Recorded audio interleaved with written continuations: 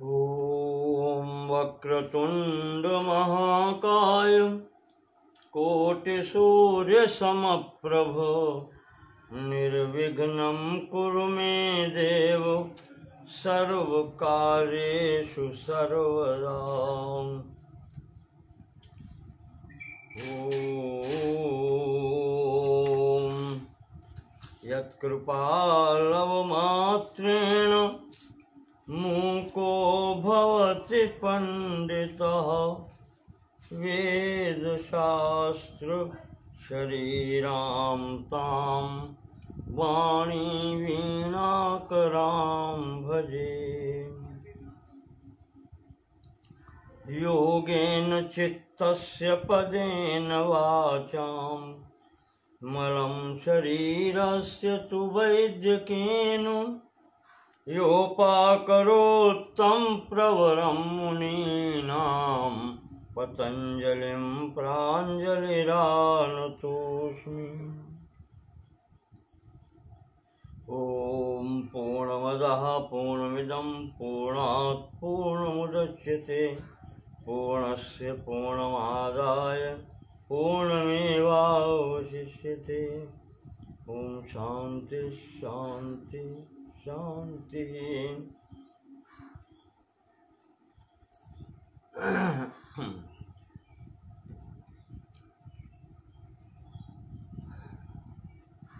महर्षि पतंजलि कृत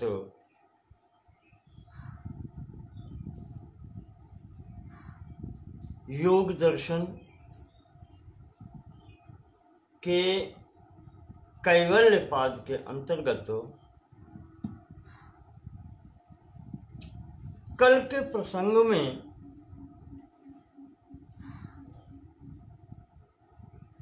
हम इस निष्कर्ष पर पहुंचे थे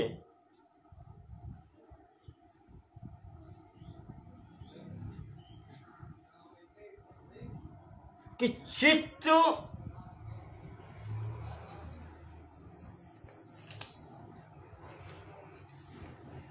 अलग है और पुरुष अलग है। 22वें सूत्र तक स्थिति ये बनी थी। महर्षि पतंजलि ने पिछले सूत्र 15 से लेकर के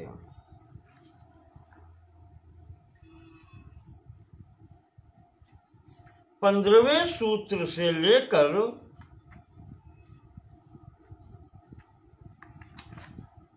और यहाँ 22वें सूत्र तक इन 8 सूत्रों में ये स्थापित किया कि चित्त अलग है और पुरुष अलग है।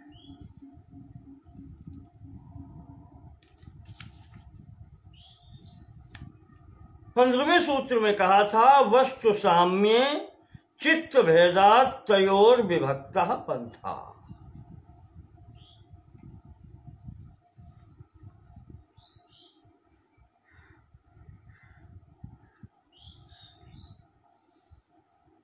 वस्तु एक वस्तु होने पर भी उसके विषय में चित्त भेद के अनुसार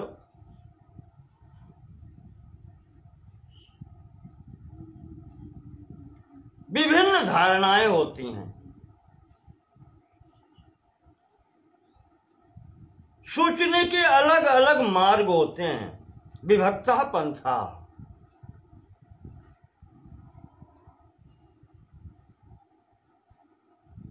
यहां से प्रारंभ किया था। उससे पहले कहा था परिणामैकत्वाद् वस्तु तत्वम्।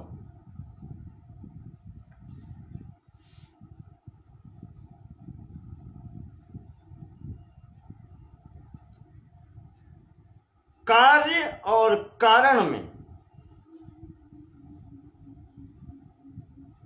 एकता होती है। सत्कारवाद में बात ही इतनी है कि कार्य की सत्ता कारण में रहती है। इसी से तो कारण से कार्य उत्पन्न हो सकता है। शक्तस्य शक्य करणात्,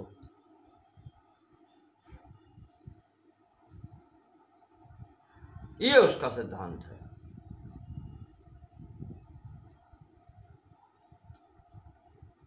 कार्य की सत्ता कारण में रहती है, इससे ही कारण से कार्य की उत्पत्ति होती है, और कार्य तथा कारण तथा कार्य में एक रूपता होती है। जो तत्व वहां है, जो गुण वहां है, वो कार्य में भी होते हैं, और उसके अतिरिक्त परिणाम में कुछ एक आध गड़बड़ से अधिक भी हो सकते हैं, कम भी हो सकते हैं।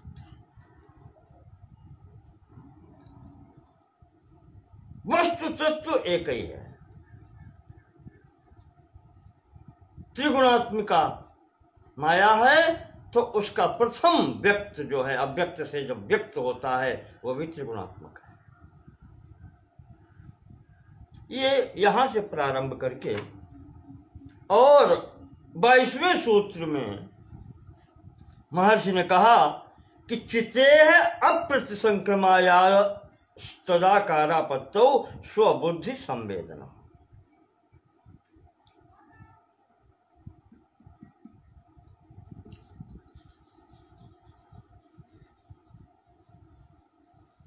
अव्यक्त प्रकृति जो त्रिगुणात्मिका है, सत्व रजस और तम की साम्यावस्था प्रकृति, और उसका प्रथम विकार जो है महान, प्रकृतेर महान। तो प्रकृति जब जड़ है तो उसका विकार जो होगा वो भी तो जड़ ही होगा। प्रकृतेर महान, जिसको महत्त्व कहते हैं, वो भी तो जड़ होगा।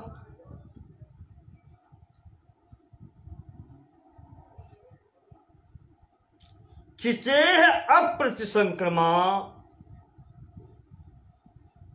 संक्रमाया, चितेह अप्रतिसंक्रमाया, चिते चिते, ये चित शब्द से रूप बनता है।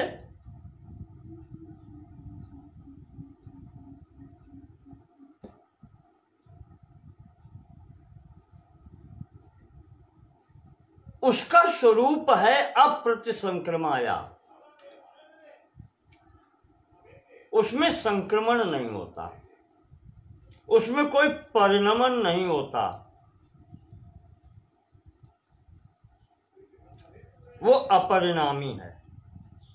न उसमें कोई क्रिया है, न उसका कोई परिणाम है। निष्क्रिय, निर्वध्य, निरंजन कहा जाता है, अविकारी। ये स्थिति है उसकी।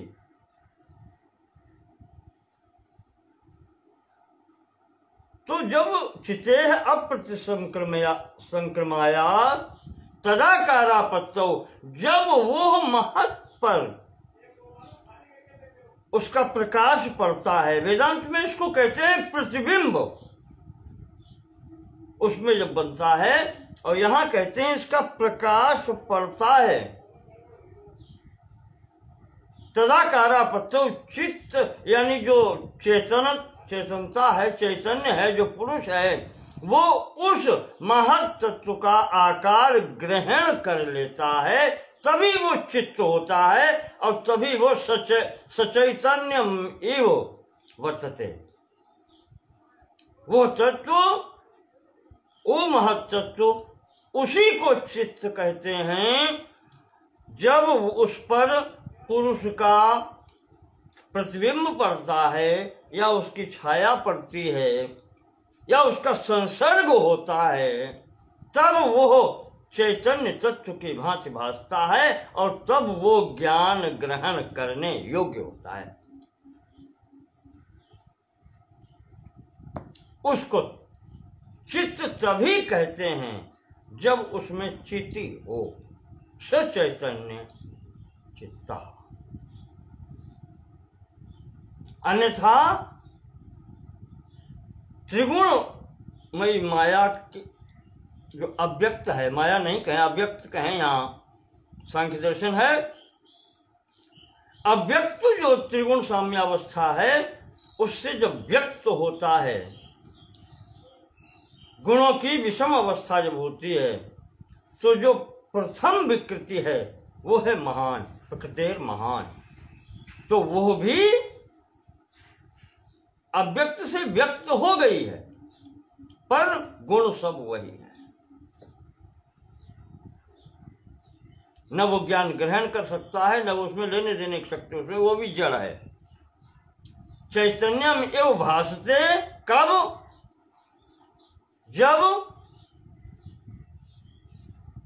चिते है प्रतिबिंबम,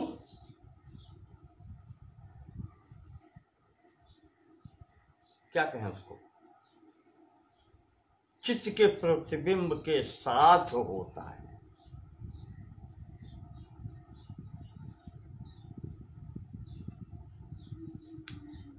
तब वो चित्त होता है, तब वो स्वबुद्धि संवेदनम, ऐसी स्थिति होती है, तब वो चैतन्य ही इस बुद्धि को या इस चित्त को भी वो जान लेता है। तो यहां पर इन्होंने, महर्षि ने ये कहा कि वो चित्त ही है, वो चैतन्य ही है, वो पुरुष ही है जो चित्त को भी जानता है और चित्त की वृत्तियों को भी जानता है, चित्त के विषयों को भी जानता है। तो यहां 22वें सूत्र में महर्षि ने ये स्थापित कर दिया कि वो जो ज्ञाता है वो अलग है और जो चित्त है वो अलग है।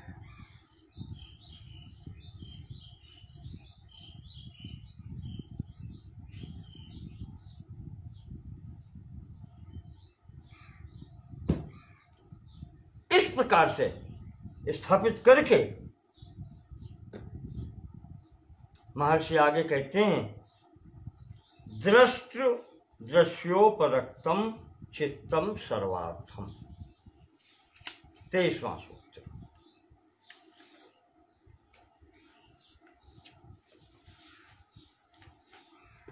जब प्रकृति महान और यहां पर चैतन्य का प्रतिबिंब पड़ा,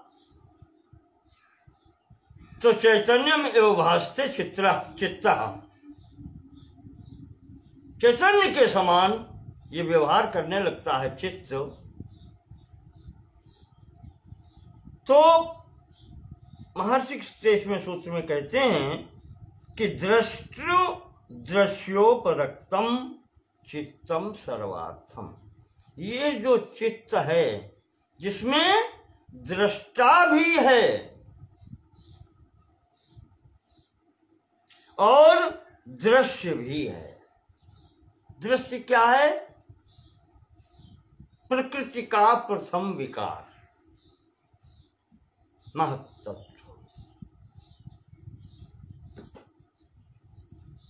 और दृष्टा भी है।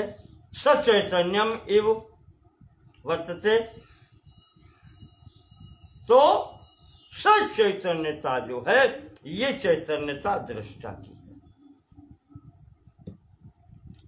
तो दृष्टो यानी दृष्टा और दृश्योपर, दृश्य दृष्टा दृश्य उपरक्तम,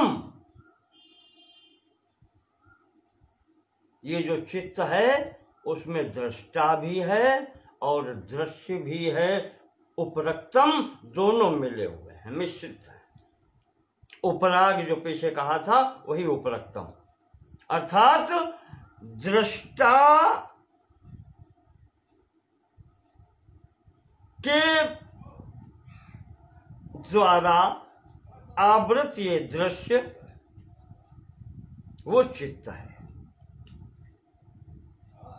आवृत अच्छा नहीं लगेगा, आवृत में आवरण अलग होता है, यहां पर दोनों एक साथ उपरक्तम इसीलिए लिखा है कि मिश्रित हैं, कतई बिल्कुल मिश्रित हैं। दृष्टा और दृश्य, पुरुष चैतन्य और प्रकृति का प्रथम विकार व्यक्त महान, जिसको कहते हैं महत्तत्व, ये जड़ दोनों जहां पर एक भेद अभेद मालूम पड़ते हैं या आभासित होते हैं, वहां पर ये दोनों भाव इसमें हैं, दोनों से वो उपरक्त है, रंजित कहते हैं, रंगा हुआ या मिला हुआ। जो चित्त है वो चित्त सर्वार्थम, फिर वही सबका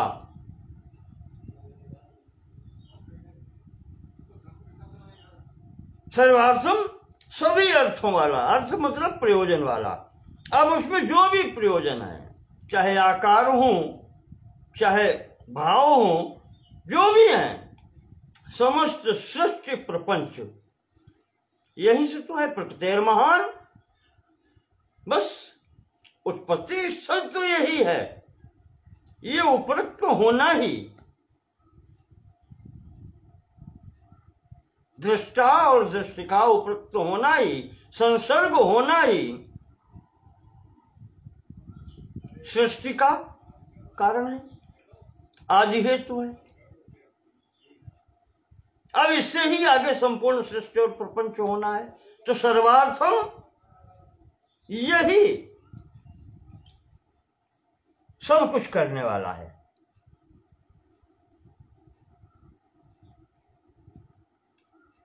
क्योंकि चित्त जो है प्रकृतिर महान, ये प्रथम स्थिति जब आई, अव्यक्त से व्यक्त हुआ, और यहां सात्विक प्रधान है, सात्विक प्रधानता है, क्योंकि बुद्धि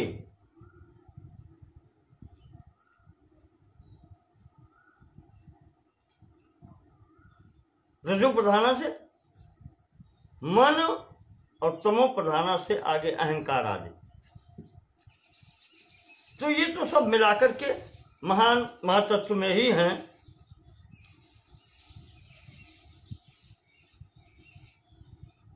यहां पर साम्यावस्था से तीनों गुण विषम अवस्था को प्राप्त होते हैं, और यहां पर ही जब व्यक्त होता है तो जो व्यक्त के गुण बतलाए गए थे वो यहीं पर स्थिर होते हैं। त्रिगुणम अविवेकी प्रधानम, त्रिगुणम अविवेकी विषयः सामान्यम अचेतनम प्रसव धर्मी, ये गुण है। व्यक्तम यथा प्रधानम, ये प्रधान में भी गुण है, और यहां यानी अव्यक्त में भी ये गुण है और व्यक्त में भी ये गुण है। त्रिगुणम, ये त्रिगुणात्मक है। अविवेकी जड़ है, उसमें ज्ञान कहां। विषय, ये विषय है किसका, उस पुरुष का।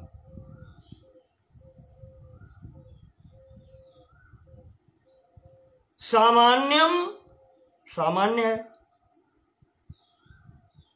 सब में है, वो अकेला अलग है, पुरुष अलग है। ये सामान्य है, सब में व्यापी है। अचेतनम, चेतना रहित है, जड़ है। प्रसव धर्मी, ये आगे भी अन्य वस्तुओं को उत्पन्न करने वाला है।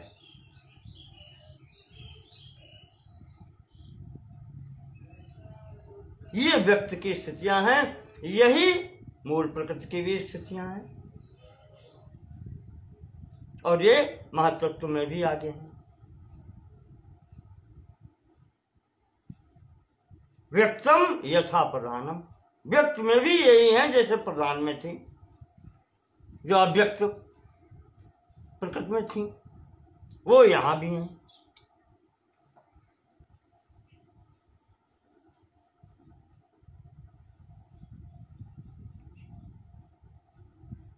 ये उसका अपना चित्त का स्वरूप है। और जब ये पुरुष से प्रतिबिंबित होता है, पुरुष से उपरक्त होता है, पुरुष का इस पर उपराग होता है, पीछे सूत्रों में कह चुके हैं, छाया होती है,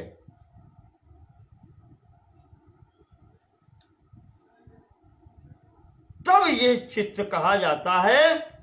तब इसमें चेतन में भासते, चेतन के समान ये लगता है, और तब इसमें ज्ञान ग्रहण करने की सत्ता वो आती है, शक्ति आती है, तब ये ज्ञान वाला प्रतीत होता है, तब ये चित्त आगे के विषयों को लेता है, जब वो सचेतन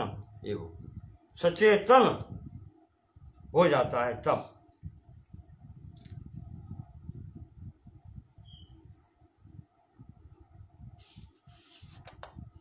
इस प्रकार से फिर चित्त आगे जाकर के विषयों को ग्रहण करके, और फिर उसकी हजारों हजार वृत्तियां होती हैं, जो पीछे बता चुके हैं कि चित्त वृत्तियां अनेकों होती हैं।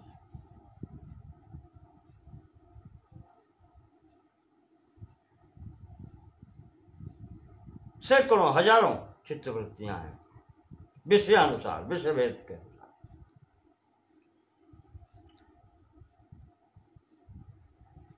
इस प्रकार से यहां पर चेतनत्व के साथ होने के कारण ये स्थिति है, अन्यथा महर्षि कहते हैं ये जड़ है।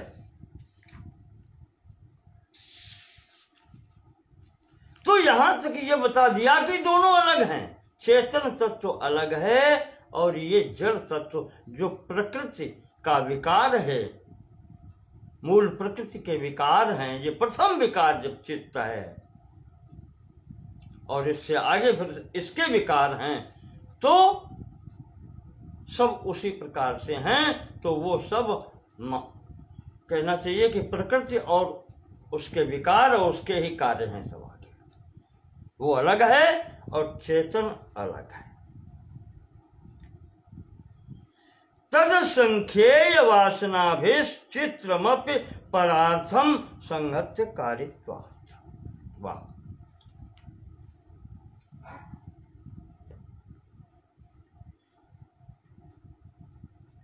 कहते हैं जब चित्त से ये सब व्यवहार होते हैं,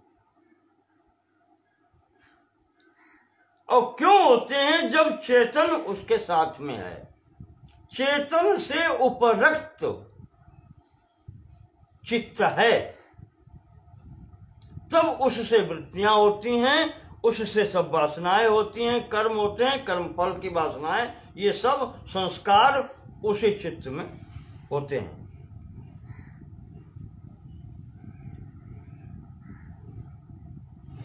तो जब ऐसा होता है तो महर्षि कहते हैं कि इससे ये लगता है, आपको भी लगता होगा, कि फिर अलग से चेतन की क्या आवश्यकता है। फिर तो जो चित्त ही सब कुछ करने लगा, वही कर्ता भोक्ता हो गया। ये सब वासनाएं, मैं करता हूं, मैं भोगता हूं, अस्मिता आ गई, मैं हूं की स्थिति आ गई, जब सब चित्त ही सब कर रहा है, तब पुरुष की क्या आवश्यकता है?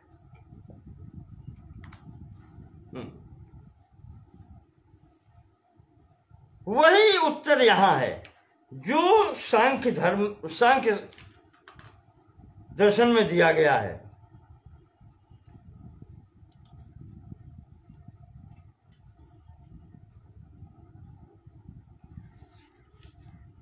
कहा है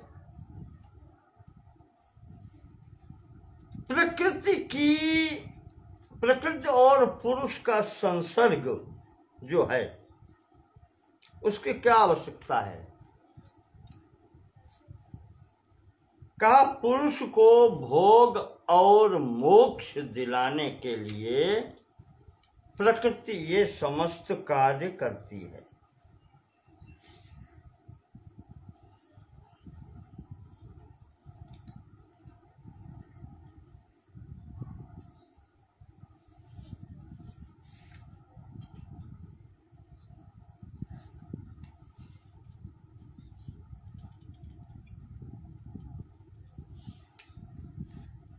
और उसी को सिद्ध करने के लिए महाराज महर्षि लिखते हैं तद असंख्येय वासनाभिश्चित्रमपि परार्थम। यद्यपि चित्त में असंख्य वासनाएं हैं, उनसे वो युक्त है। असंख्य, न हजारों न करोड़ों, असंख्य, कोई गिनती नहीं।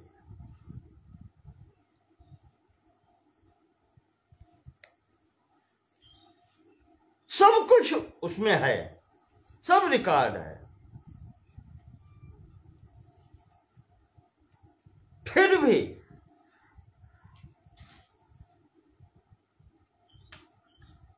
महर्षि कहते हैं कि ये तो संघात है। संघात का तात्पर्य होता है बहुत सी वस्तुओं से मिलकर बनी हुई वस्तु।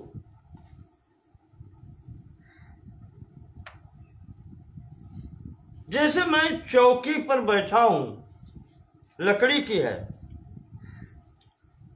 इसमें लकड़ी लगी है, इसमें लोहा लगा है,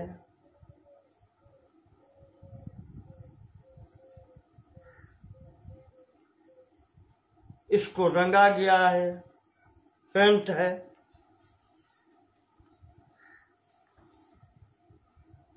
इस प्रकार से ये बहुत सी चीजों को मिलकर के बनाया गया है।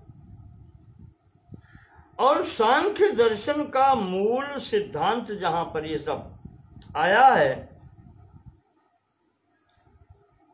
महर्षि कपिल जी ने अपने सांख्य दर्शन के प्रथम अध्याय में ही ये सब चीजें बतलाई हैं। और ईश्वर कृष्ण ने सांख्य कारिका में कहा है संघात परार्थत्वात्। ये जो संघात होता है, ये बहुत सी वस्तुओं से मिलकर के जब कोई एक, कहना चाहिए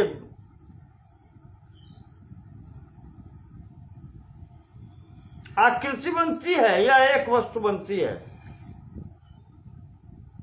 वो परार्थत्वात्, वो अपने लिए न होकर के दूसरे के लिए होती है।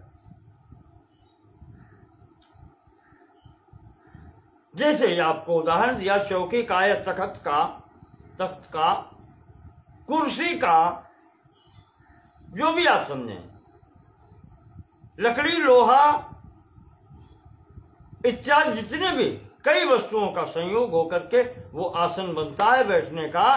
तो वो आसन स्वयं अपने लिए नहीं होता। लकड़ी से बना है तो लकड़ी के लिए नहीं होता, वो किसी पुरुष या अन्य व्यक्ति के बैठने के लिए होता है। तो संघात परार्थत्वात्, वो किसी व्यक्ति को बैठने के लिए है।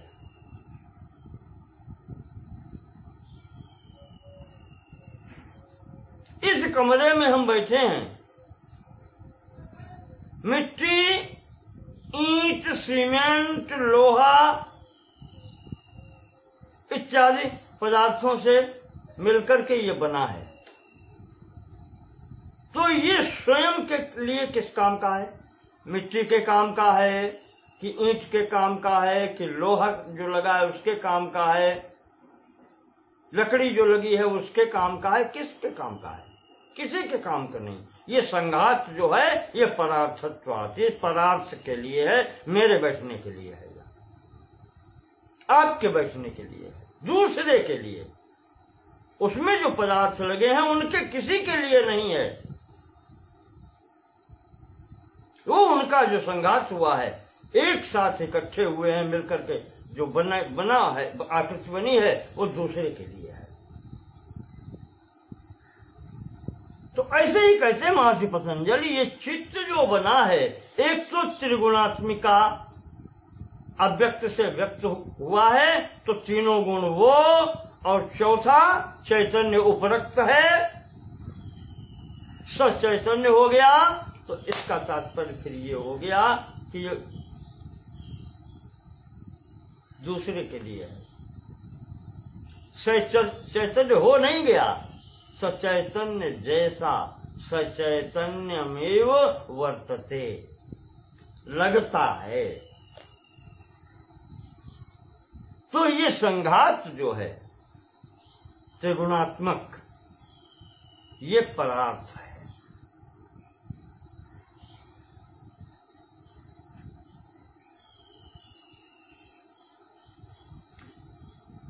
ईश्वर कृष्ण ने दिया था संघात परार्थत्वात् त्रिगुणादि विपर्याद अधिष्ठानात् पुरुषो अस्ति। उन्होंने पुरुष का अस्तित्व सिद्ध करने के लिए ये तर्क दिए थे कि समस्त जो संघात होता है, जैसे सृष्टि प्रपंच, ये सब बहुत से वस्तुओं को इकट्ठा होने के, और बहुत से छोड़ दो तो त्रिगुणात्मक तो है ही है, तीन वस्तुओं के एकत्र होने से ये बना ही बना है। तो ये संघात है तीनों गुणों का, इस कारण से ये किसी चतुर्थ उसके लिए है, किसी अन्य व्यक्ति के लिए है, कहा वही पुरुष है। त्रिगुणात् विपर्यात्, और वो जो व्यक्ति है पुरुष, वो इन तीनों गुणों से अलग भी है।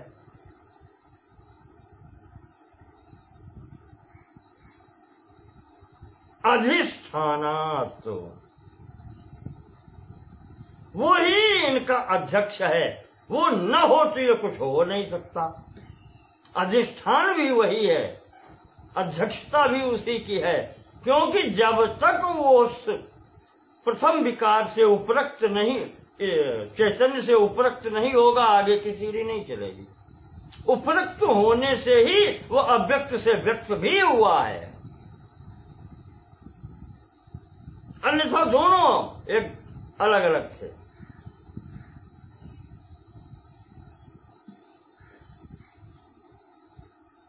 और ईश्वर कृष्ण जी ने सांख्य दर्शन में कहा भी है, कपिल जी ने भी कहा है, भोक्तृ भावात्, कोई वस्तु है तो उसका भोक्ता भी तो चाहिए। तो भोक्ता भाव इसी में है, भोक्ता जड़ वस्तु कुछ नहीं भोग सकती, चैतन्य ही भोक्ता हो सकता है। और फिर अंतिम कहा था कैवल्यार्थम प्रवृत्तेश्च, कहा आत्म कल्याण की जिसके अंतर्गत इच्छा हो उसके लिए। वो किसमें होगी? वो भी चैतन्य में ही होगी, जड़ में क्या। जैसे न्यूटन का सूत्र कहता है, कोई वस्तु पड़ी है तो पड़ी रहेगी, चलती है तो चलती रहेगी, जब तक कि उस पर कोई बाहरी बल न लगाया जाए। यही बाहरी वस्तु जो है वो चैतन्य है।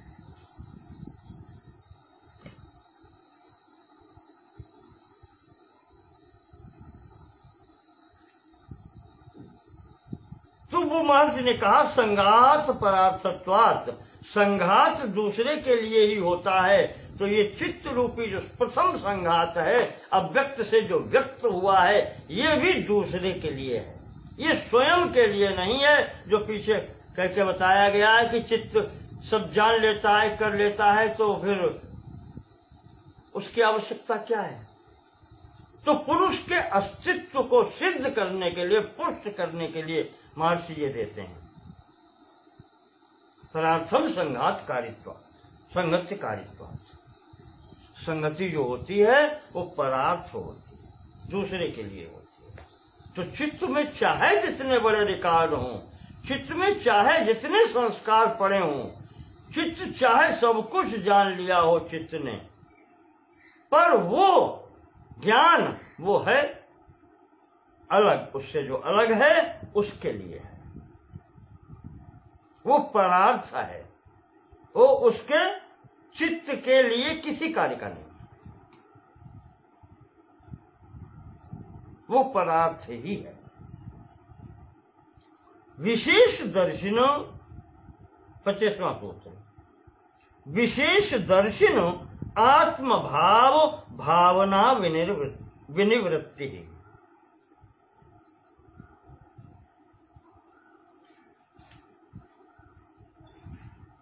जो विशेष दर्शिना, जो विशेष दर्शन जो कर चुके हैं, विशेष दर्शन यानी जिनको ज्ञान हो चुका है, जिनको विवेक ख्याति हो चुकी है, जिनको पुरुष और प्रकृति का ज्ञान हो चुका है, वो विशेष दर्शिना।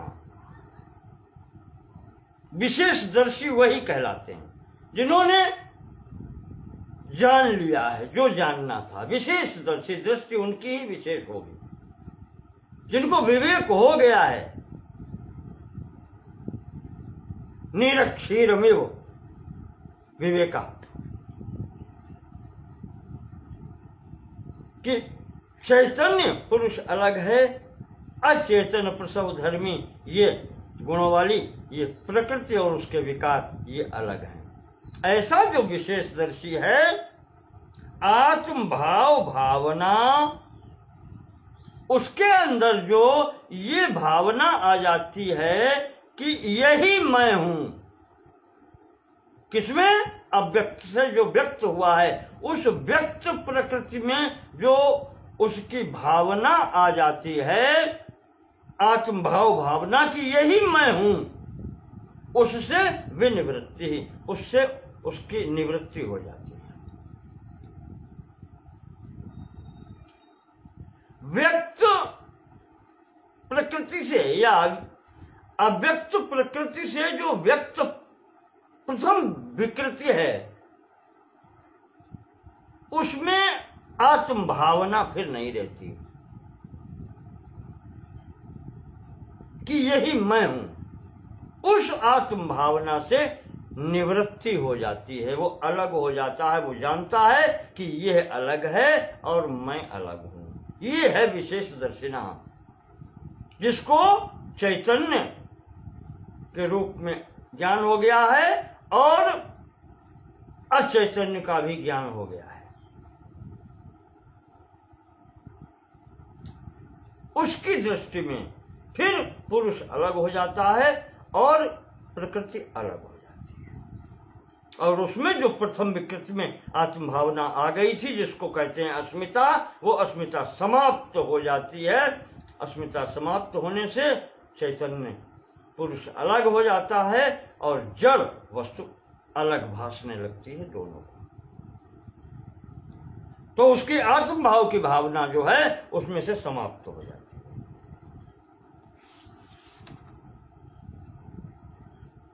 जिस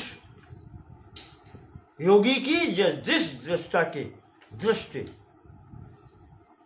संस्कृत हो जाती है, विशेष दृष्टि वाली हो जाती है, यानी ज्ञान युक्त दृष्टि वाली हो जाती है, अर्थात जिसको ज्ञान प्राप्त हो जाता है, जिसको विवेक हो जाता है, वो समझ लेता है कि यह पुरुष चैतन्य है और यह प्रकृति और उसके विकार और कार्य यह सब अचेतन है, जड़ है।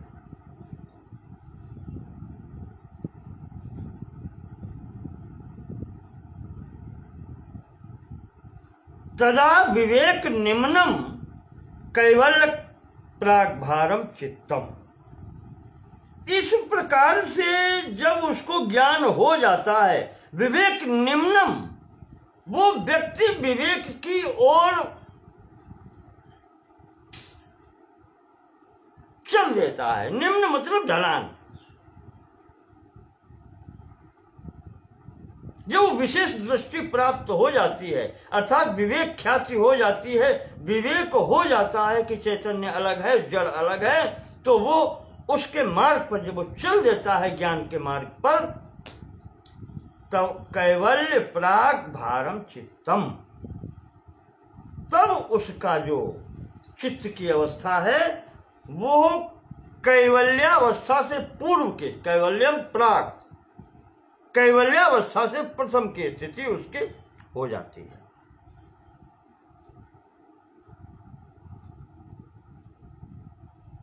बिल्कुल सीमा पर खड़ा है वो, कैवल्यता से पूर्व, यानी असम प्रज्ञात समाज के पूर्व वो अभी वहीं पर खड़ा है।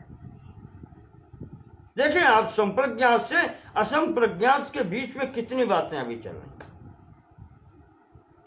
इतना सरल नहीं कि संप्रज्ञात हुआ और फिर एक क्षण में असंप्रज्ञात हो गया ना, बहुत कठिन है उसका। समझें आप उसको, होता क्या क्या है इसमें।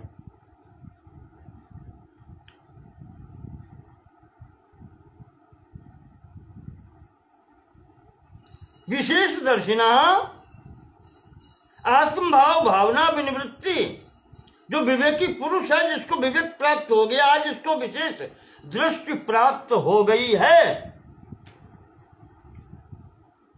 उसका इस चित्त में, ये प्रकृति के प्रथम विकार में फिर आत्मभाव नहीं रहता।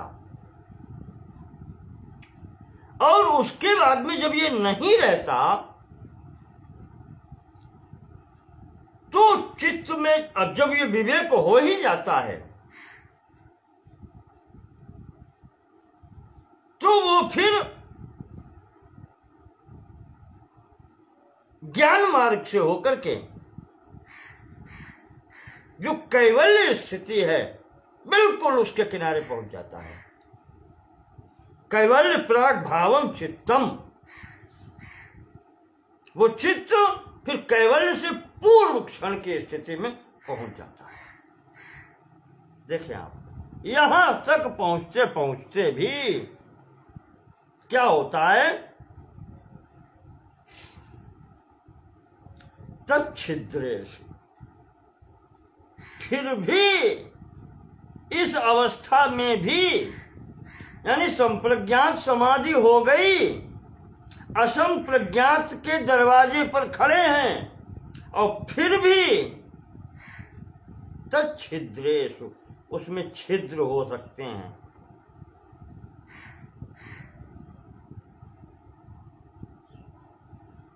वापसी की अभी भी शंका है। तच्छिद्रेषु, अभी चित्त तो साथ में है, विवेक ख्याति हो गई है, फिर भी अभी चित्त साथ में है। और जब तक चित्त साथ में है तब तक कहीं न कहीं कोने में छिद्र कहते हैं, जहां पर जगह मिल जाए, वहां कुछ न कुछ संस्कार पीछे, अगर पीछे वाले छूट गए तो वो अपना कमाल दिखा देते हैं। तो छिद्रेषु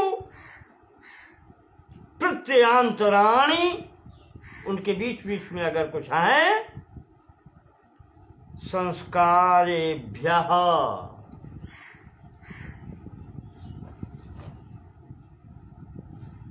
जो विवेक ज्ञान हो जाने की स्थिति के बाद में भी उस चित्त में अगर कहीं पर थोड़ी सी भी अगर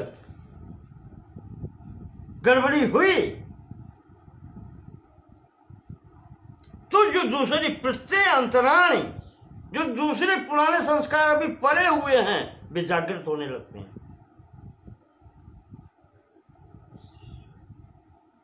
संस्कारेभ्यः, पिछले के संस्कारों से वो निकल पड़ते हैं जो रिकॉर्ड में पड़े हैं चित्त में, क्योंकि चित्त साथ में है। क्षीण आप करते हैं, हम पीछे बता चुके हैं आपको, अत्यंता भाव की स्थिति यहां नहीं है। जो अभाव बताए थे 5 प्रकार के, वो अत्यंता भाव की स्थिति यहां नहीं है। 5 प्रकार के बताए थे, प्राग भाव, प्रध्वंसा भाव, अन्योन्या भाव और अत्यंता भाव और अंतिम था सामयिका भाव। इनमें से यहां पर इन्हें आप सामयिका भाव ही भले कह लें, ये दब जाते हैं पर नष्ट नहीं होते।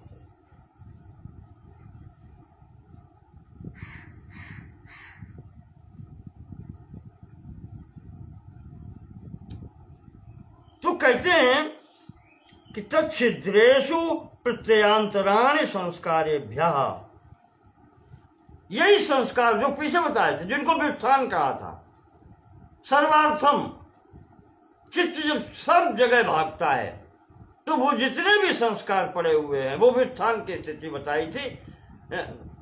धारणा की प्रारंभ में ही वो स्थिति थी, तब वो चित्त को एकाग्र करने की बात आई थी और तब उस स्थिति में आगे बढ़े थे तो ध्यान, और फिर उसके आगे संप्रज्ञात समाधि। तो अब संप्रज्ञात समाधि की चरम सीमा पर खड़े हैं, असंप्रज्ञात में जाने को तैयार खड़े हैं। यहां तक अभी चित्त और उसके संस्कार पीछा नहीं छोड़ रहे, ये स्थिति है। तो चित्त के छिद्रों में कहीं पर भी जहां उनको स्थान है अंतराल में, वो फिर से अपना कर सकते हैं। अब इसके लिए, अब यहां पर इसके लिए फिर महर्षि कहते हैं कि हानम येषां क्लेशवद उक्तम, इनको नष्ट कैसे कर सकते हैं, इनको क्षीण कैसे कर सकते हैं, जैसा कहते हैं कि द्वितीय पाद में आपसे कहा था, क्लेशों के लिए क्लेश कैसे समाप्त होते हैं।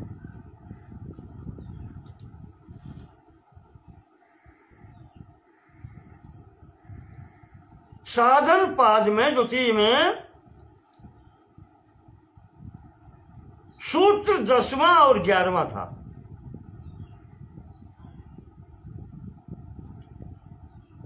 दसवां ते प्रतिप्रसव हेया सूक्ष्मा,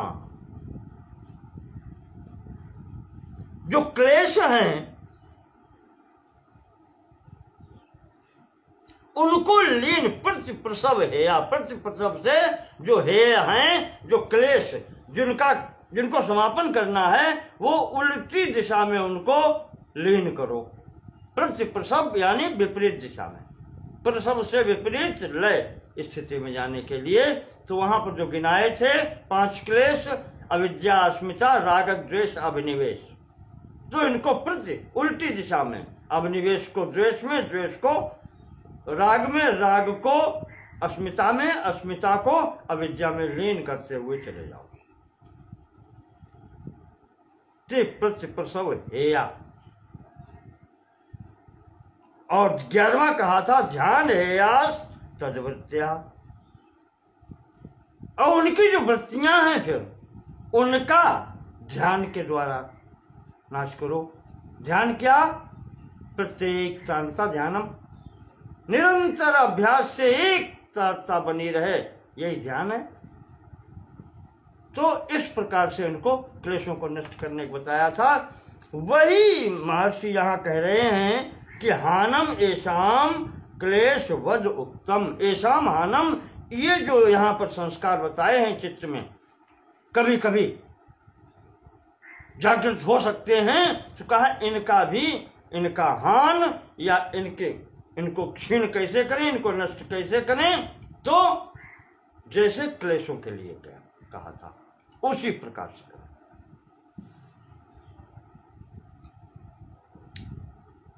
और जब ये हो जाएगा, संस्कारों का, अब देखें आप, यहां तक संस्कार थे चित्त के, वृत्तियां थीं, अब उनका जब हान हो जाएगा, यानी उनका निरोध हो जाएगा, यानी उनसे निवृत्ति हो जाएगी, तब जो स्थिति बनेगी उसी स्थिति में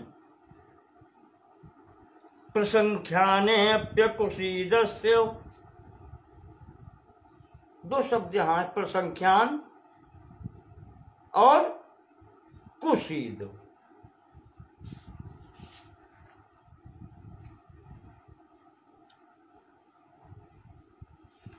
प्रसंख्यान कहते हैं कि जितनी, सांख्य दर्शन से ही समझो आप, संख्या से ही संख्यान और प्रसंख्यान, जितने प्रकार के तत्व माने गए हैं, एक दूसरे से अगर पृथक हैं या ना भी पृथक हैं, अलग अलग हैं, विलक्षण तत्व जितने भी हैं, संख्या में कितने भी हों,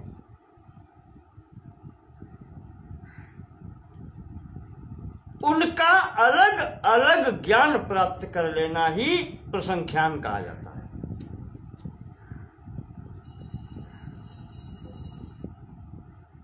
तो प्रसंख्यान का तात्पर्य क्या हुआ? जितने तत्व है उनको अलग अलग जान लेना, यही तो विवेक ज्ञान है। विवेक भी यही तो है। प्रकृति और पुरुष जो अलग अलग हैं, इनको अलग अलग जान लिया, विवेक ज्ञान हो गया, यही प्रसंख्यान है।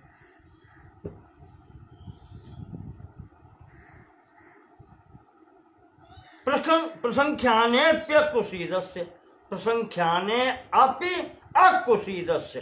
कुशीद कहते हैं ब्याज को। किसी से पैसा उधार लेते हैं तो कुछ अधिक करके उसको देना होता है। बैंक से लोन लेते हैं, उसके ऊपर इंटरेस्ट जो लगता है, उस इंटरेस्ट को कहते हैं कुशीद। और अकुशीद का मतलब ब्याज नहीं लगना, जैसा है वैसे ही। यहां ब्याज क्या है? यहां ब्याज ये है कि उससे लाभ की कामना न करना। अकुशीद का तात्पर्य है किसी वस्तु पर लाभ की कामना करना ब्याज है, ब्याज लेने के समान। वो लाभ जो लेना है वो लाभ ब्याज है, इंटरेस्ट है। और वो लाभ की कामना भी न करना, वो अकुशीद है। तो प्रसंख्याने अपि अकुशीदस्य, ज्ञान हो जाने पर भी, विवेक ख्याति हो जाने पर भी उससे लाभ की कामना, उससे भी जो लाभ की कामना नहीं करता है, सर्वथा विवेक ख्यातिर, सदैव उस ज्ञान में ही मग्न रहता है। धर्म मेघा समाधि, वो भी समाधि की ही अवस्था है जिसको धर्म मेघ नाम की समाधि कहते हैं। तीसरी समाधि आ गई बीच में। संप्रज्ञात समाधि की सीमा और असंप्रज्ञात समाधि के दरवाजे पर खड़े होकर के एक स्थिति धर्म मेघ समाधि की आ गई। सबीज समाधि और निर्बीज समाधि के सीमा पर एक समाधि आ गई, धर्म मेघ समाधि। यहां धर्म मेघ समाधि की ये स्थिति बताई है कि विवेक ज्ञान हो जाने पर भी उससे कोई लाभ की कामना न करना, उससे भी सर्वथा अकुशीदस्य, प्रसंख्याने अपि सर्वथा अकुशीदस्य। विवेक ज्ञान हो जाने पर भी उससे कोई हर्ष और वो लाभ की स्थिति न करना, यानी उससे भी वैराग्य हो जाना। जिस कांटे से पैर में लगा हुआ कांटा निकाला है, कांटा जो निकाला वो तो फेंक ही दिया, जिस कांटे से निकाला है अब उसको भी फेंकना है।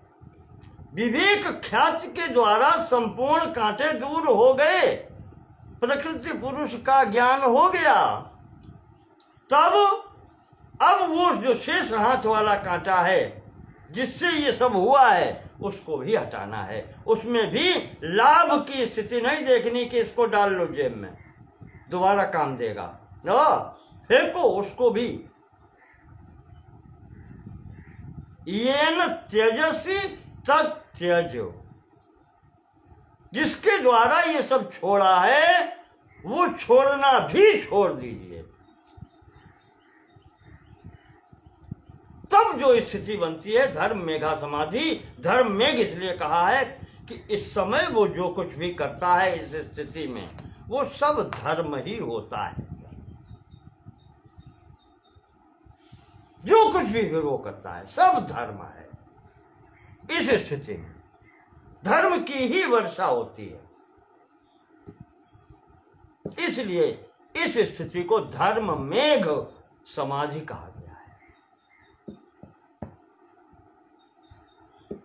और ये जब स्थिति प्राप्त हो जाती है कि ये न तेजस तत्यज, वो भी त्याग हो गया, प्रसंख्याने अपि अकुशीदस्य स्थिति बन गई। ज्ञान होने के बाद में भी उसका भी उससे भी वैराग्य हो गया।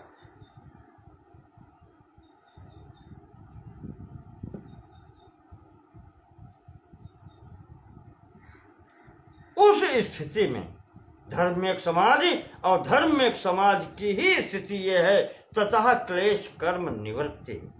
अब जाकर के समस्त क्लेशों और उनके कारणभूत कर्मों से निवृत्ति हो गई।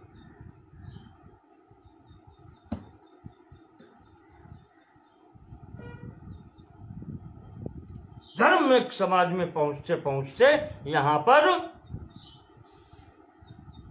समस्त क्लेश और उन क्लेशों के हेतु जो कर्म हैं, जो वासना संस्कार चित्त में थे, उनसे भी निवृत्ति हो तथा क्लेश कर्म निवृत्ति।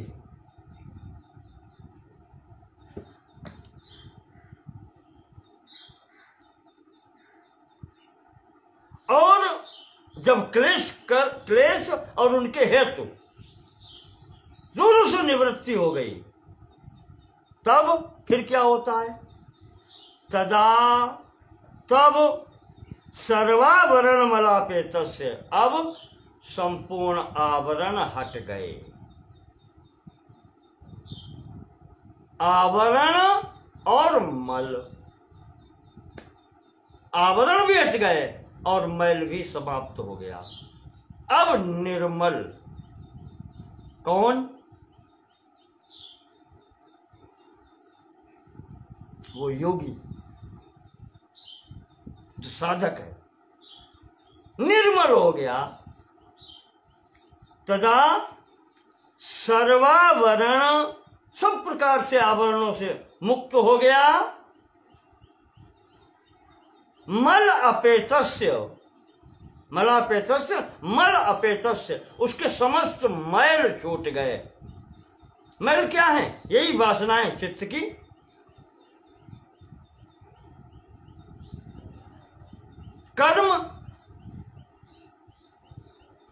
कर्म वासनाएं और उनके द्वारा उत्पन्न होते हैं क्लेश, तो इनकी सब क्लेश और कर्म की सबकी निवृत्ति हो गई।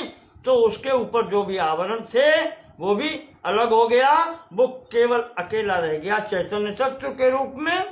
और वहां पर कोई आवरण नहीं, कोई मल नहीं, इनसे सबसे छूट गया। ज्ञानस्य अनंत्यात्, अब वो शुद्ध ज्ञान स्वरूप हो गया। ज्ञान की उसमें अनंतता है। योगी में ज्ञान की अनंतता हो गई। ज्ञानस्य अनंत्यात् ज्ञेयम अल्पम, जो ज्ञेय है, जो जानने योग्य वस्तु है, वो छोटी हो गई। अर्थात अब जानने को कुछ नहीं रहा। छोटी होने का मतलब यही। सब कुछ ज्ञानम अनंत्यात्, ज्ञान से अनंत्यात्, ज्ञान की अनंतता से प्रत्येक वस्तु उसके सामने सूक्ष्म हो गई। करतल गत आमलक समाना, मानस में आया है, करतल पर रखे हुए आमलक, आंवले के फल के समान वो ज्ञानी जो है, ज्ञानस्य अनंत्यात्, वो संपूर्ण जो ज्ञेय वस्तु है वो करतलगत आमलक के समान है। वो सूक्ष्म होकर के उसके समक्ष है, वो उसके विषय में सब कुछ जानता है। अब उसको कुछ भी जानना शेष नहीं। महर्षि ने 31वें सूत्र में ये कहा है, तदा सर्वावरण मलापेतस्य ज्ञानस्यानंत्यात् ज्ञेयम अल्पम। उसके समस्त आवरण और समस्त मल जब दूर हो गए, उसके बाद में शुद्ध ज्ञान स्वरूप जब वो रह जाता है, तो उसके समक्ष अब कुछ भी जानने को शेष नहीं रहता, वो सब कुछ जान जाता है। ज्ञेय सूक्ष्म रूप में उसके समक्ष उपस्थित, करतलगत आमलक के समान उसकी स्थिति हो जाती है, वो सब कुछ जानता है।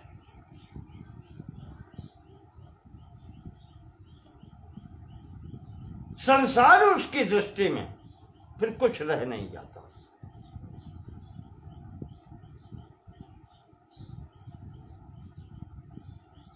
व्यासभाष्य में व्यास जी ने लिखा है, स्थिति आप ऐसे समझ लो कि अंधो मणिम अविद्यत तमनंगुली राग रावयत्व अग्रीवस्तम प्रत्यमुंचतम जिह्वोभ्य पूजयत्व। अंधो मणिम अविद्यत, बड़ा अच्छा उदाहरण दिया है उन्होंने। उसके लिए संसार की स्थिति क्या हो जाती है?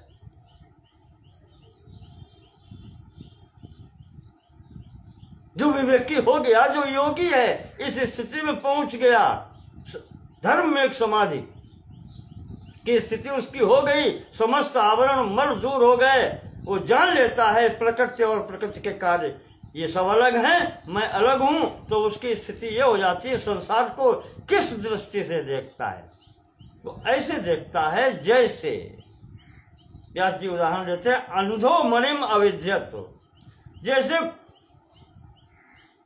कोई ये कहे कि अंधे ने मणि में छेद किया, मणि रत्न माला के वो कह लो आप दाने, जैसे कोई कहे कि अंधे ने मणि में छेद किया,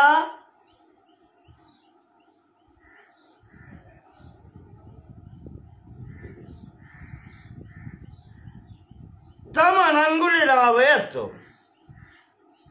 तम उसमें फिर अन अंगुली, जिसकी अंगुलियां नहीं हैं, उसने धागा डाला।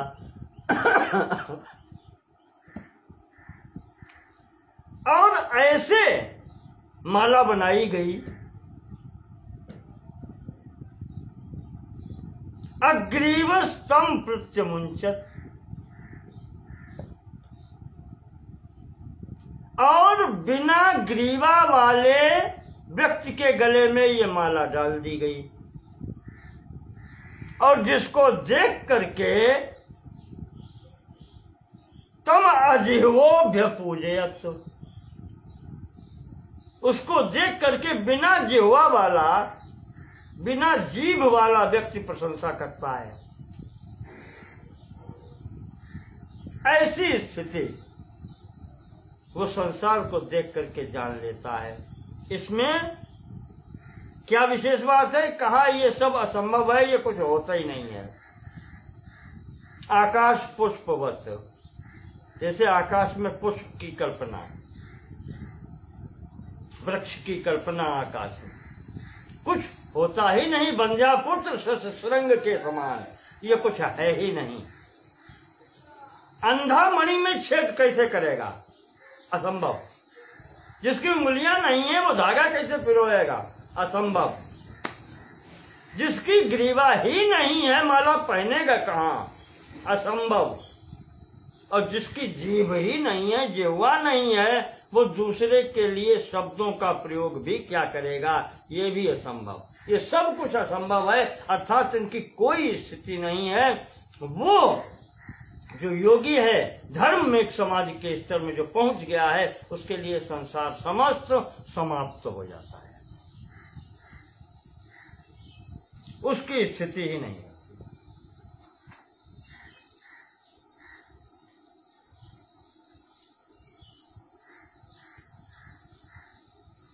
और ऐसी ही स्थिति को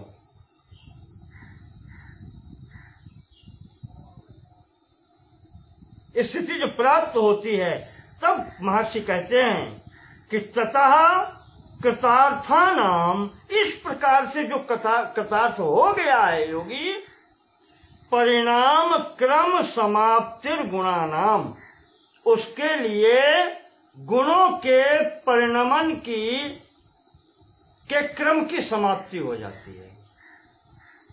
गुणों के परिणमन क्या, उनका परिणाम जो होता है उसकी समाप्ति हो जाती है। कैसे?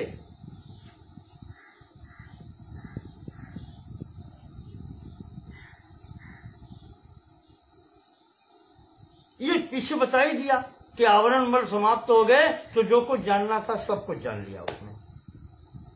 संसार उसकी दृष्टि में अब कुछ नहीं रहा।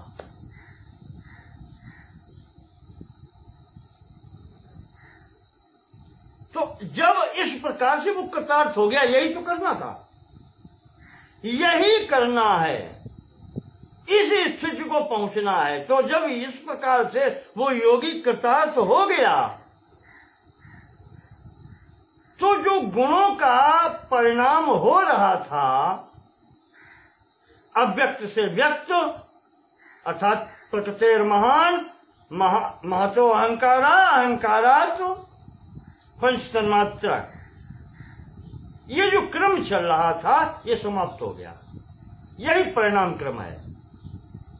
अव्यक्त से व्यक्त परिणाम हुआ, व्यक्त से आगे अहंकार परिणाम हुआ, अहंकार से आगे त्रिगुण ये परिणाम हुए, उससे आगे मन, ज्ञानेन्द्रियां, कर्मेंद्रियां, पंच स्थूलभूत, ये सब कार्य इसी से तो हुए, परिणाम इसी के परिणाम होते चले गए षष्ठी प्रपंच तक। कहते हैं परिणाम क्रम समाप्तिर गुणानाम, गुणानाम परिणाम क्रम समाप्ति, गुणों के परिणाम का जो क्रम चल रहा था वो समाप्त हो गया।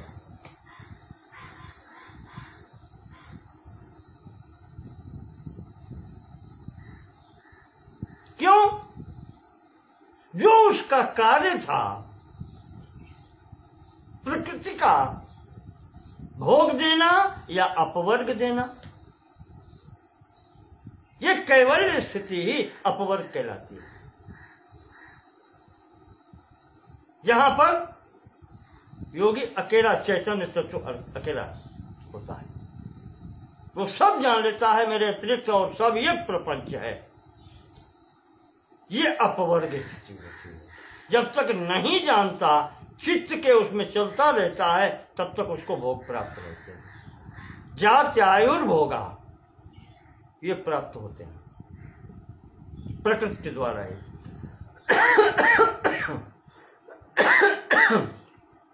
आज कृतार्थ होने पर जब वो चैतन्य स्वरूप से जान करके इनसे अलग बैठ गया, तो अन्य समस्त जो है वो गुणों के परिणाम क्रम समाप्त हो गए।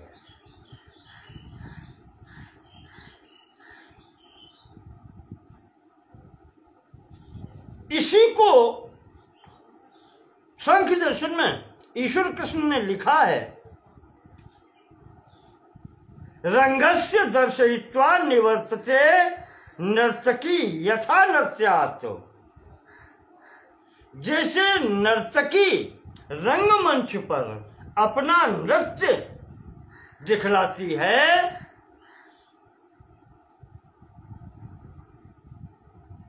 पुरुष का मनोरंजन करने के लिए, व्यक्ति का मनोरंजन करने के लिए। और जब वो व्यक्ति उस भोग से, उस मनोरंजन से तृप्त हो जाता है और प्रकृति की कला संपूर्ण हो जाती है, अथवा वो पुरुष उस कला को देखते देखते उदासीन हो जाता है। पुरुषस्य तथात्मानं प्रकाश्य, इस प्रकार से उस पुरुष को, उस व्यक्ति को आत्मानं प्रकाश्य, अपने को दिखला करके निवर्तते प्रकृति, फिर वो सामने से हट जाती है। किसके? उस पुरुष के लिए जो उदासीन हो गया है। आत्मानं प्रकाश्य निवर्तते प्रकृति। यथा नर्तकी निवर्तते नृत्यात् तथा प्रकृति ही निवर्तते आत्मानं प्रकाश्य।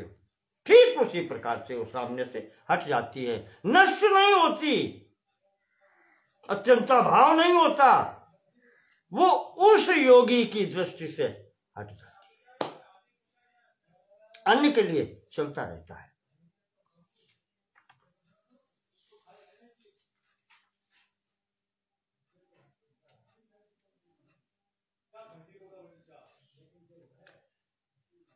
ईश्वर कृष्ण जी ने तो ये कह दिया, सांख्य दर्शन में भी ये कहा गया है कि प्रकृति सुकुमार तरम न किंचित अस्तित्व में मतिर भवति। कहते हैं प्रकृति से ज्यादा सुकुमार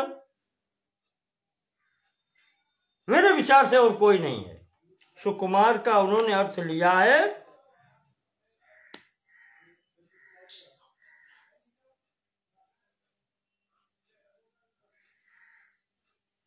शर्मिला कह लें या लज्जावान कह लें, कि जब वो देख लेता है कि इस पुरुष ने मेरी वास्तविकता जान ली है, तो वो उसके दृष्टिपथ से हट जाती है और फिर पुनः उसके सामने नहीं आती। ये सांख्य दर्शन कहता है। उस व्यक्ति को फिर वो दर्शन नहीं देती।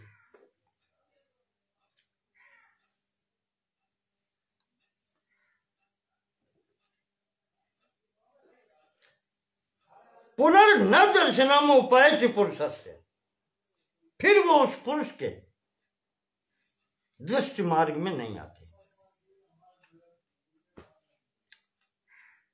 तो इस प्रकार से यहां पर तथा कृतार्थानाम परिणाम क्रम समाप्तिर गुणानाम, जो कृतार्थ योगी हो जाता है, जो धर्म में समाधि पर पहुंच जाता है, ये दरवाजा है निर्विकल्पक समाधि का, निर्विष समाधि का, असंप्रज्ञात समाधि का। वहां वो कृतार्थ जब हो जाता है तो गुणानाम परिणामक क्रम समाप्ति है, गुणों के परिणामों के क्रम समाप्त हो जाता है, प्रकृति और उसके कार्य उसके लिए फिर नहीं रहते।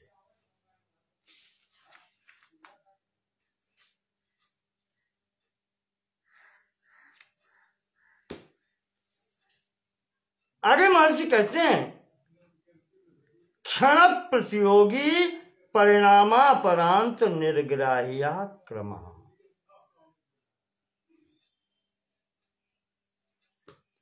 क्रम जो यहां पर क्रम कहा है उसका तात्पर्य क्या है? एक के बाद एक होने वाले परिवर्तन ही क्रम है। जैसे प्रकृतिर महान महतो अहंकारः, अहंकारात् पंचतन्मात्रेभ्यः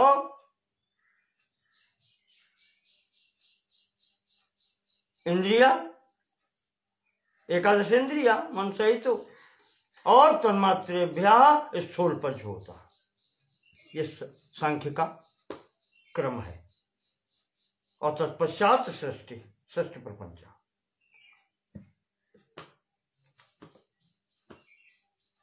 क्रम है। कभी कभी ये क्रम इतना सूक्ष्म होता है कि दृश्य पथ में नहीं आता हमारे। एक दो उदाहरण दे दें आपको। जैसे सद्योजात शिशु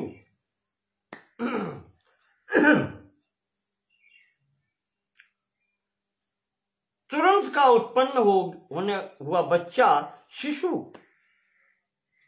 वो धीरे धीरे बढ़ता है।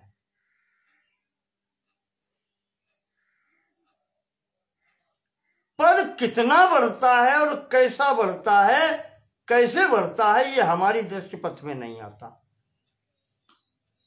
हम परिणाम देख करके जानते हैं बच्चा बड़ा हो गया। शिशु अवस्था से जब वो उल्टा होकर के और हाथ पैर चलाने का प्रयास करता है, रेंगने का प्रयास करता है, अरे इतना बड़ा हो गया। परिणाम को देख करके हम क्रम का अनुमान करते हैं। अथवा अब ये घुटनों चलने लगा, बड़ा हो गया। पर कैसे कैसे प्रतिदिन प्रतिक्षण बढ़ा है हम नहीं जान पाते, पर परिणाम तो प्रतिक्षण हुआ है। वही यहां पर कहते हैं क्षण प्रतियोगी परिणामापरांत निर्ग्राह्या क्रमा। यद्यपि ये प्रत्येक क्षण परिवर्तन होता है, पर हम ग्रहण परिणाम आने पर ही कर पाते हैं। आज मैंने ये वस्त्र बनवाया, पहनते पहनते एक दिन वो स्थिति आई कि मैं इसको पहन रहा था, ये फट गया। नवीन वस्त्र से जीर्ण स्थिति तक पहुंचते पहुंचते कैसे पहुंचा हम नहीं जानते, पर जब ये जीर्ण स्थिति में पहुंच गया और फट गया तब जाना, अरे तो परिणाम के अनंतर हम क्रम जान पाए। तो वही महर्षि कहते हैं कि क्षण प्रतियोगी परिणामापरांत निर्ग्राह्या क्रमा। परिणाम की समाप्ति पर ही हम जान पाते हैं कि ये क्या हुआ। तो प्रतिक्षण होने वाला जो परिवर्तन है वो हम ऐसे नहीं जान पाते। कभी कभी बस परिणाम अवस्थाएं देख करके हम जान पाते हैं कि परिवर्तन हो रहा है।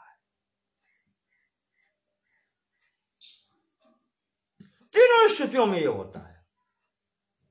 धर्म लक्षण अवस्था ये पीछे बता चुके हैं, सब में परिवर्तन होता है।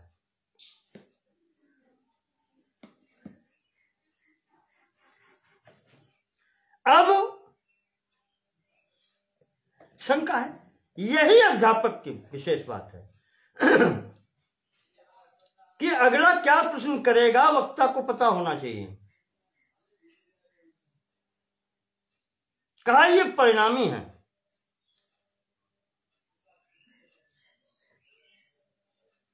तो सांख्य दर्शन तो कहता है प्रकृति भी नित्य है और पुरुष भी नित्य है। और अगर ये क्षण क्षण परिणामी है तो नित्य कैसे? ये भी तो बात करें। यहां से क्या सिद्ध हो रहा है? क्षण प्रतियोगी परिणामापरांत निर्ग्राह्या क्रमा। क्षण क्षण का परिवर्तन जो है परिणाम के उपरांत ही ग्रहण करने योग्य होता है। यहां पर कुछ पाठ भेद मिला है। काफी लोगों ने इसको क्षण प्रतियोगी परिणामापरांत निर्ग्राह्या क्रमा, परिणामापरांत, यहां पर पाठ भेद है। भोजदेव जी ने अपनी भोजवृत्ति में जो सूत्र लिखा है उसमें लिखा है परिणामोपरांत निर्ग्राह्या, परिणाम के उपरांत ये क्रम बताया है। और यहां पर व्यासभाष्य में और अन्य लोगों ने परिणामापरांत लिया है।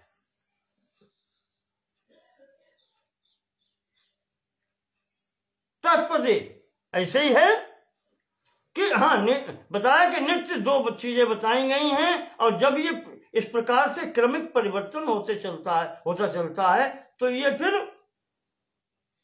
नित्य कैसे? तो व्यास जी ने अपने भाष्य में उसका किया है निराकरण। वो कहते हैं कि नित्य वस्तु भी दो प्रकार की होती है।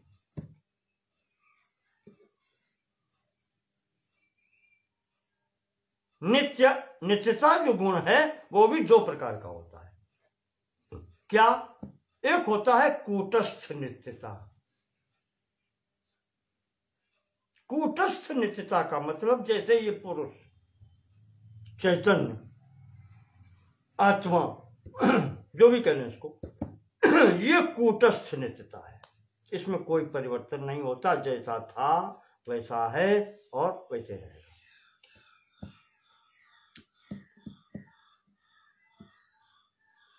और दूसरी नित्यता होती है परिणामी नित्यता। परिणामी नित्यता में जानते हैं क्या होता है? वो परिणाम तो होता है पर वो परिणाम से नित्य है। ये परिणमित सदैव होता रहता है। इस परिणमन का भी कोई आदि अंत नहीं है। कब से हो रहा है और कब तक होता रहेगा।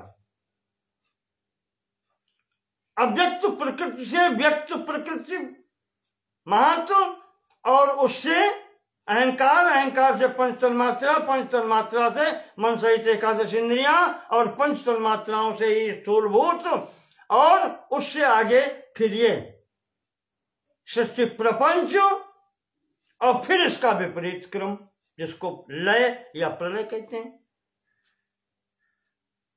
सृष्टि प्रपंच लीन हुआ तत्वों में, तत्व लीन हुए तन्मात्राओं में, उधर इंद्रियां और वो लीन हुई मन में, और मन लीन हुआ तन्मात्राओं में, वो सब मिलकर के अहंकार में, अहंकार से पहुंच करके और फिर मूल प्रकृति साम्यावस्था प्रकृति वहां पहुंच गए, और फिर प्रारंभ हो गया।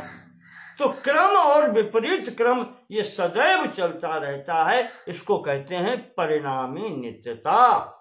ये कब से प्रारंभ हुई और कब तक रहेगी कोई नहीं कह सकता। ऐसी स्थिति को कहते हैं अनिर्वचनीय।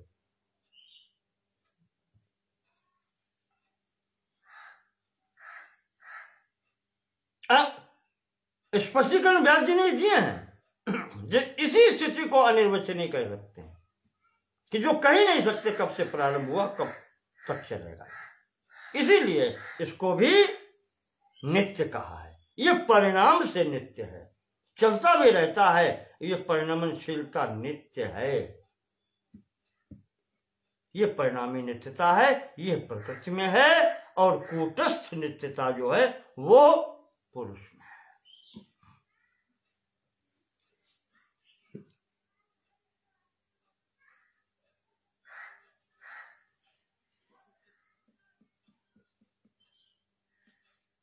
अनिर्वचनीय की बात एक और आ गई यहां पर, बड़ा अच्छा पुस्तक में मिला। अनिर्वचनीय उसको कहते हैं जिसके बारे में हम कुछ स्पष्ट रूप से कह ही न सकें, जिसको कहते हैं एकांतिक रूप से न कह सकें। ऐसा भी हो सकता है, ऐसा भी हो सकता है, उसे कहते हैं अनिर्वचनीयत्व। अनिर्वचनीय है। इसके सिवाय दो बातें और होती हैं जिसको निर्वचनीय कहते हैं। निर्वचनीय मतलब जिसके बारे में कुछ कहा जा सकता है, और ये निर्वचनीयता दो प्रकार की मानी गई है। एक तो होती है एकांत वचनीय, जो सीधा आपने प्रश्न किया उसका एक ही उत्तर है, वो दे दिया गया, एकांत वचनीय। और दूसरा होता है विभाज्य वचनीय। विभाज्य वचनीय, विभाग करके एक एक का उत्तर दिया जाता है, अलग अलग करके। वो प्रश्न लगता है एक ही है, पर उसके कई विभाग करके उनका अलग अलग उत्तर दे करके तब उनको समेकित किया जाता है।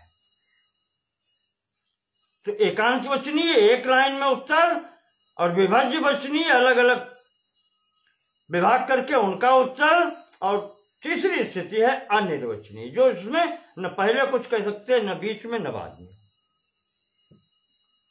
तो ये स्थिति जो यहां पर बताई है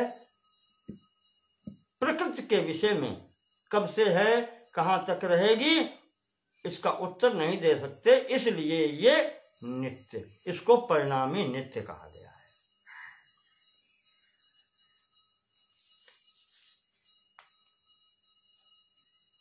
अब प्रकृति पुरुष धर्म में एक समाधि प्राप्त हो गई है, तो बस अब यही स्थिति है। मैंने कहा दरवाजे पर हैं संप्रज्ञात, असंप्रज्ञात समाधि के दरवाजे पर खड़े हैं, बस अगला कदम प्रवेश हो गया असंप्रज्ञात समाधि में, निर्विष समाधि के स्थिति में। तो अब यहां से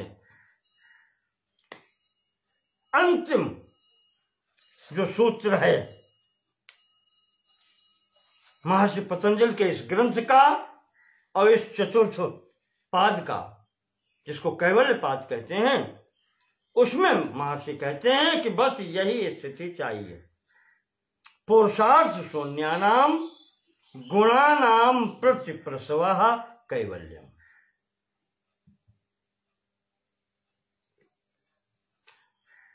स्वरूप प्रतिष्ठा वा चित्त शक्ति ही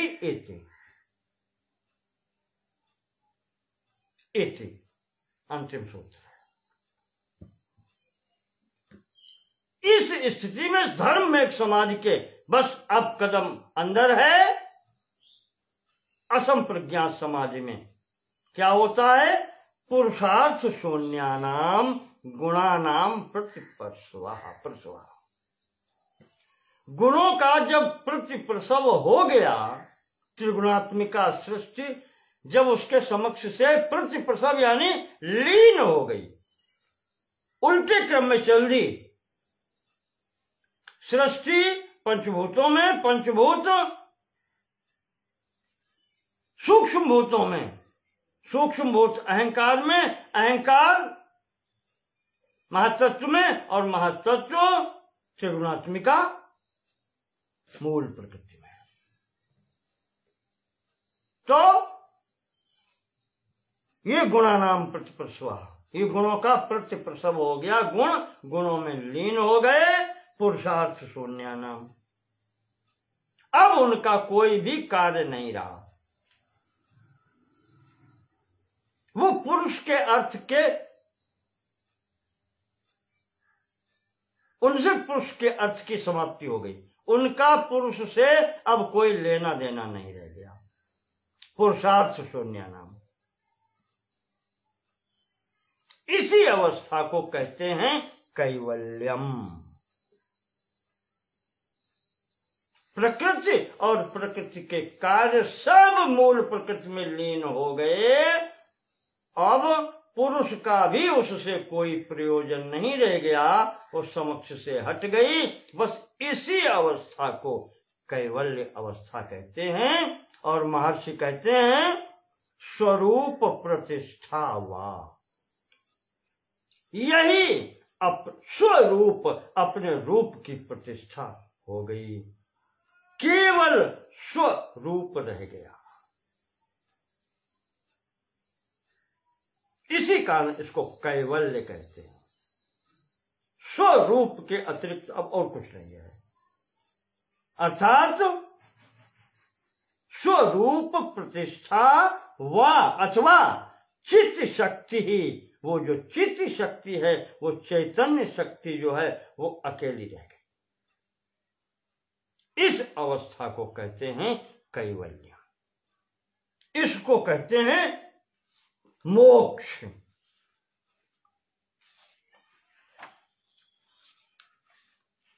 जहां पर केवल ज्ञान स्वरूपता रह जाती है।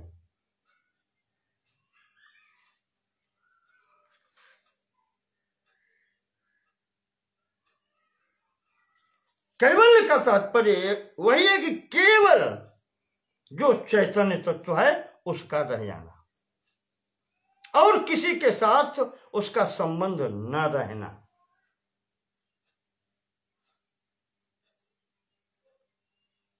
इस अवस्था में जो आत्मा है वो अपने मूल अवस्था में स्थित हो जाती है।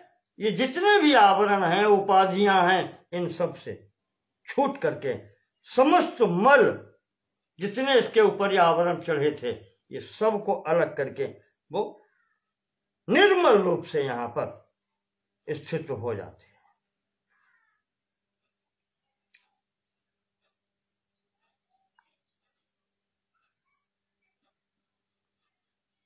वही महर्षि पतंजलि अंतिम में कहते हैं, उस चिति अवस्था में, उस आत्मिक अवस्था में, उस मूल अवस्था में स्थित हो जाना, वही अपना स्वरूप है।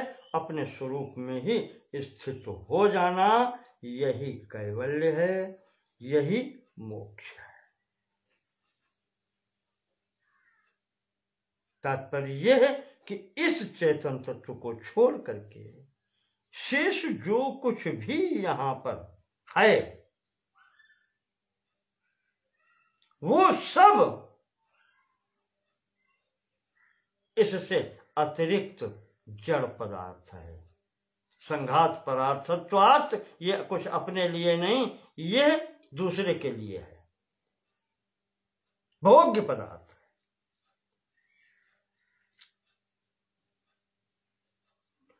और जब ये सब मूल प्रकृति में लीन हो जाते हैं तो जो पुरुष है, जो चैतन्य है, उसका फिर किसी से कोई संबंध नहीं रह जाता।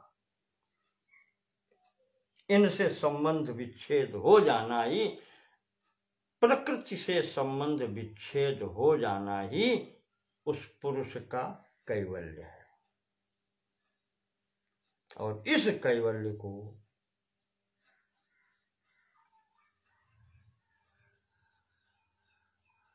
मोक्ष योग दर्शन में भी कहते हैं, और यही कैवल्य दर्शन वेदांत में भी मोक्ष कहा जाता है। तो सांख्य दर्शन और यहाँ योग दर्शन का लक्ष्य इसी कैवल्य को प्राप्त करना है।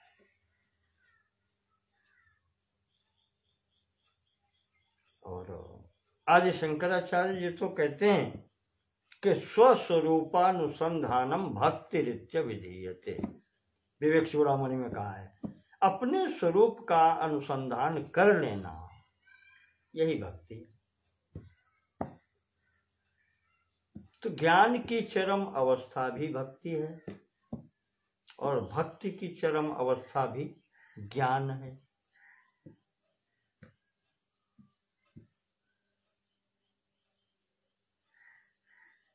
तो इस प्रकार से यहाँ पर कैवल्य प्राप्ति का साधन बताया है महर्षि पतंजलि ने योग दर्शन के माध्यम से। और ये योग दर्शन जो है वो क्रिया योग है, सांख्य दर्शन वो ज्ञान योग है। और ये क्रिया योग है। जैसे कहें कि वो सांख्य दर्शन सैद्धांतिक पक्ष है और उसका ये योग दर्शन जो है क्रियात्मक पक्ष है। इसमें शरीर के सहयोग की आवश्यकता है और उसमें केवल बुद्धि का चिंतन, अंतःकरण की ही आवश्यकता है। यहाँ पर शरीर अंतःकरण सभी की आवश्यकता है। इस प्रकार से ये ग्रंथ की आपूर्ति होती है महर्षि पतंजलि के योग दर्शन ग्रंथ की, जिसमें 4 चरण हैं, 4 पाद कहे जाते हैं। पहला समाधि पाद, दूसरा साधन पाद, तीसरा विभूति पाद और चौथा कैवल्य पाद। प्रथम पाद में समाधि के संबंध में बतलाया गया, कैसी कैसी होती है, उसके क्या क्या होते हैं, क्यों आवश्यकता होती है। फिर दूसरे चरण में साधन पाद में उस समाधि को प्राप्त करने के लिए बहिरंग साधन बताए गए, यम नियम आसन प्राणायाम प्रत्याहार, 5 बहिरंग साधन। और उसके बाद में विभूति पाद के अंतर्गत प्रारंभ किया है अंतरंग साधनों से, धारणा, ध्यान और समाधि, जो 8 अंग होते हैं 5 बहिरंग साधन साधन पाद में लिए हैं और विभूत पाद में 3 अंतरंग साधन हैं, धारणा, ध्यान और समाधि। उनका विवरण दिया और उसके करने में समाधि तक, संप्रज्ञात समाधि तक पहुंचने में कौन कौन सी शक्तियां आकर प्राप्त होती हैं, कौन कौन से प्रलोभन समक्ष आते हैं, विभूतियां कौन सी प्राप्त होती हैं, वो उनका विवरण दिया गया है। और फिर अंतिम प्रकरण में कैवल्य पाद में संप्रज्ञात समाधि से असंप्रज्ञात की ओर चलने में क्या क्या कठिनाइयां आती हैं, कौन कौन सी परिस्थितियां होती हैं और क्या क्या अन्य कार्य भी करने पड़ते हैं, वो सब बतलाया गया है, जिससे धर्म मेघ समाधि को प्राप्त करके फिर योगी असंप्रज्ञात समाधि में स्थिर हो जाता है। असंप्रज्ञात समाधि में जो स्थिति बनती है वही कैवल्य कहलाता है, जहां पर वो स्वयं अपने स्वरूप में योगी स्थित होता है और चैतन्य स्वरूप, वो ज्ञान स्वरूप स्वयं होता है। उस स्थिति को कैवल्य कहते हैं, उसी को मोक्ष कहते हैं। इस प्रकार से यहाँ पर हम उपसंहार करते हैं इस ग्रंथ का। इसमें जो कुछ भी मुझसे बन पड़ा वो हमने आप लोगों के समक्ष रखा। क्वेदम विषयम गहनम क्व मेल में अल्प विषयामति। बहुत गंभीर शास्त्र है। मेरी छोटी सी बुद्धि में जितना जो कुछ आया, जो मैं समझ सका, वो हमने आपके समक्ष रखा है। त्रुटियां हैं सब मेरी हैं। जो कुछ भी है अच्छा है, प्रभु का है, आप सबका है। इसे ग्रहण करें, तेरा तुझको अर्पण क्या लागे मेरा। नमो नमः।